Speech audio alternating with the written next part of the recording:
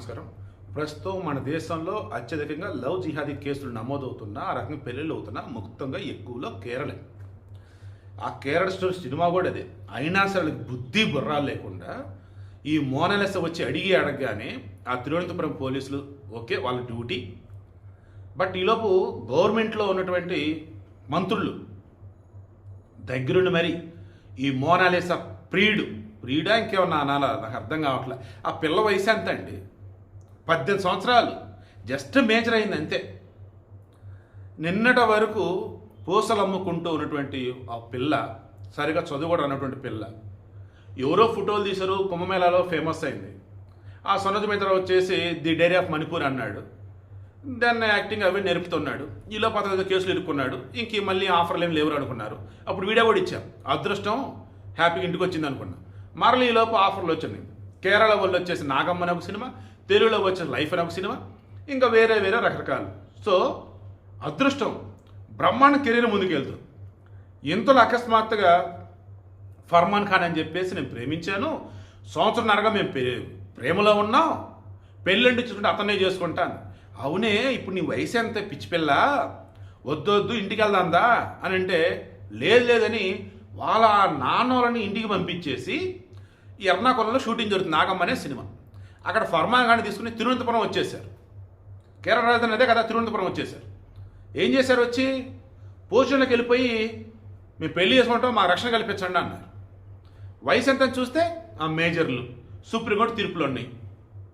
ఆ Furman Khan background ఏంటి అసలు? అతను చూస్తే నాకు నిజంగా చదువుకున్న వాళ్ళకి అనిపించట్లా. వాళ్ళు చదువుకున్నా చదువుకోకపోయినా భార్యను పోషించే స్తోమత ఉందా అంటే అది అనిపించట్లా మరలా. మరి ఈ పిల్లలు వచ్చేమంటుంది, నా కెరీర్ ఏం ముఖ్యం కాదు అంటే, కెరీర్ అంటే నాకు సినిమాలు ఇవే ముఖ్యం కాదు, నాకు ఫర్మాన్ ఖాన్ ముఖ్యం. దీన్నే లవ్ జిహాద్ అంటారు. బట్ మనస్ఫూర్తిగా కోరుకుంటున్నా, అతను ఈ పిల్లని కలకాలం గొప్పగా చూసుకుంటే చాలు, ఇద్దరు కలిసి మీద సంతోషం ఉంటే చాలు.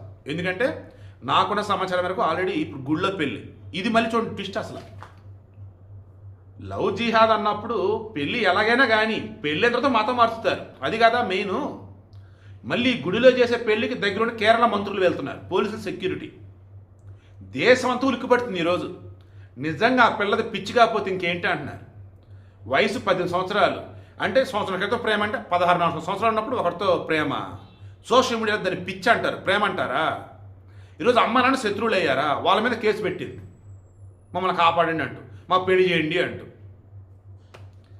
దండం పెడుతున్నాను రా, మీ పిల్లలని కొంచెం సొసైటీ పట్ల నాలెడ్జ్ ఉండేలాగా పెంచండి. మూర్ఖంగా పుస్తకాలకు అంటగట్టి ఆ సోషల్ మునిగిలాగా చేయకండి.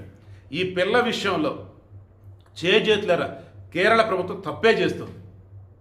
అదే రూల్స్ ఫాలో అవుతుంటారు. ఎంత రూల్స్ ఫాలో అవుతుంటారు ఎదవని అనకూడదు. కానీ శబరిమల ఆలయంలోకి ఋతుస్రావం అయ్యే ఆడవారికి పంపకూడదని తెలిసినా సుప్రీంకోర్టు తీర్పిచ్చిందని చెప్పిన ఒక పనికి మాలింది మాలేసుకొని వచ్చి, మరి మాల కూడా అనరు, దాన్ని డ్రామా, దాన్ని పంపించారు. ఇప్పుడు అది ఏమైందేంటో తెలియదు.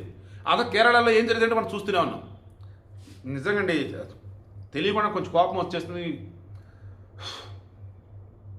దయచేసి ఆడపిల్లలైనా మగపిల్లలైనా పెళ్ళి అంటే కెరీర్లో సెటిల్ అయ్యాక చేసుకునేది.